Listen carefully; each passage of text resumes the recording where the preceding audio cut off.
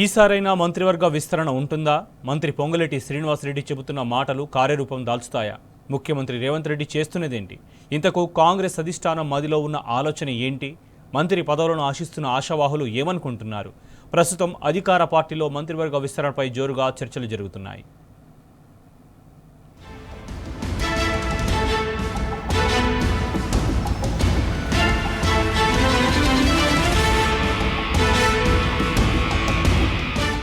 మంత్రివర్గ విస్తరణపై గంపెడాశలు పెట్టుకున్నారు ఆశావాహులు. కేబినెట్ లో 6 ఖాళీలుండగా అందులో హైదరాబాద్, రంగారెడ్డి, నిజామాబాద్, ఆదిలాబాద్ జిల్లాలకు ప్రాతినిధ్యం లేదు.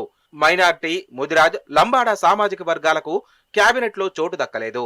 అయితే మంత్రివర్గ విస్తరణ ఎప్పుడు జరిగినా ఆయా జిల్లాలకు, మిగిలిన సామాజిక వర్గాలకు చోటు లభిస్తుందని ఎంతో ఆశగా ఎదురుచూస్తున్నారు ఆ సామాజిక వర్గ నేతలు.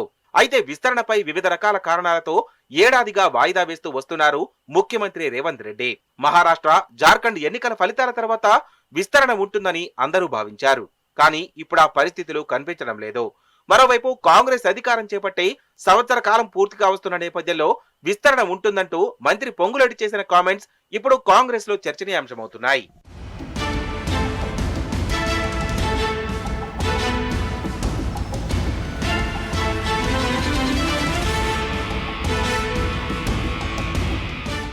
మంత్రి పొంగులేటి కామెంట్స్ పై ఇప్పుడు కాంగ్రెస్ లో కొత్త చర్చ జరుగుతోంది.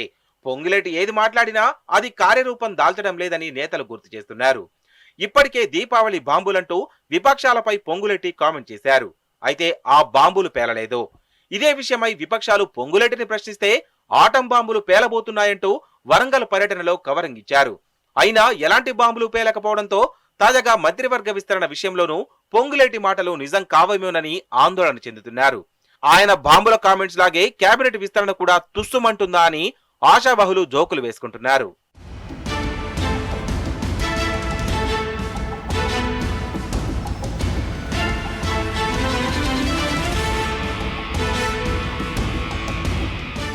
ఆదిలాబాద్ నుండి చెన్నూరు ఎమ్మెల్యే గడ్డం వివేక్ వెంకటస్వామి, మంచిర్యాల ఎమ్మెల్యే ప్రేమసాగర్ రావు, బెల్లంపల్లి ఎమ్మెల్యే గడ్డం వినోద్ కుమార్ కేబినెట్ లో చోటు ఆశిస్తున్నారు. అయితే వివేక్ కు ఎన్నికల సమయంలో కాంగ్రెస్ అధిష్టానం మంత్రి పదవి హామీ ఇచ్చింది. అయితే పార్టీ కోసం కష్టపడ్డ తనకు మంత్రిగా అవకాశం ఇవ్వాలని ప్రేమసాగర్ రావు అధిష్టానంపై ఒత్తిడి పెడుతున్నారు. ఇక నిజామాబాద్ విషయంలో బోధన ఎమ్మెల్యే సుదర్శన్ రెడ్డికి కేబినెట్ లో చోటు క్లియర్ అయినప్పటికీ సామాజిక సమీకరణాల వల్లే వాయిదా పడుతూ వస్తోంది. రంగారెడ్డి జిల్లా విషయంలో ఎమ్మెల్యేలు మల్రెడ్డి రంగారెడ్డి, రామ్మోహన్ రెడ్డి కేబినెట్ లో బెర్త్ కోసం తీవ్రంగా ప్రయత్నిస్తున్నారు. హైదరాబాద్ నుండి MLC Aamir Ali Khan, MLA Danam Nagender cabinet లో చోటు కోసం ప్రయత్నాలు సాగిస్తున్నారు.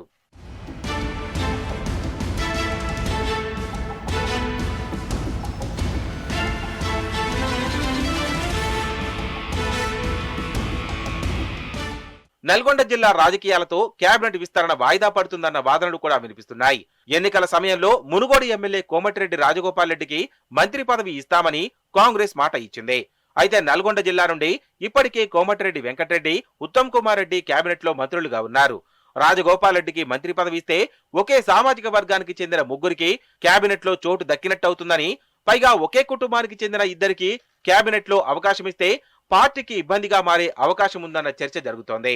మరోవైపు నల్గొండకు చెందిన దేవరకొండ ఎమ్మెల్యే బాలు నాయక్ లంబాడా సామాజిక వర్గం నుంచి మంత్రి పదవి ఆశిస్తున్నారు. ఇదిలా ఉంటే ఉత్తమ్ కుమార్ రెడ్డి సతీమణి కోదాడ ఎమ్మెల్యే పద్మావతి రెడ్డి తాను సైతం రెండవసారి ఎమ్మెల్యేగా గెలిచానని, మహిళా కోటాలో తనకు మంత్రి పదవి లేదా డిప్యూటీ స్పీకర్ పదవి ఇవ్వాలని పట్టుబడుతున్నారట.